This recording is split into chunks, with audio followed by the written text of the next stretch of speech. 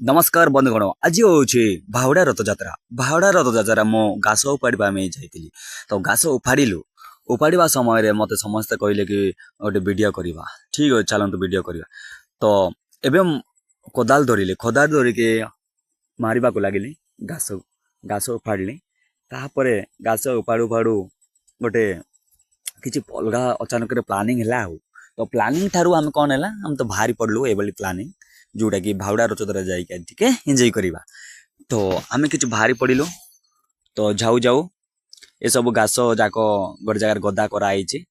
तो पुणी आम एटी माँ चिड़ी ये माँ तापर इे अच्छी मो बीबी इे अच्छा आम खुनी झीटे ये तापर चारिपटे इे अच्छी पुणी आम बाहरिलु रथयात्रा को।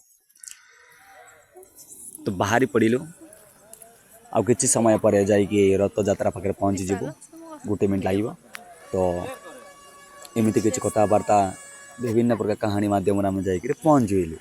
तो पहुँचला आमको किए मिसिला सांग साथी बंधु बांधव मिसिले तो सहित कथबार्ता है आम चलू पुणी ये अधिक भिड़ हो गले। तो किसी समय 5:30 6टार बहुत भिड़ हो गला।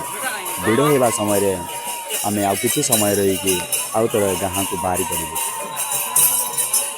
तो ये समस्त अच्छा तो बंधु बांधव मैंने सहित मिसा बेड़ा खेलिकी आम बाहर जय जगन्नाथ आज वीडियो।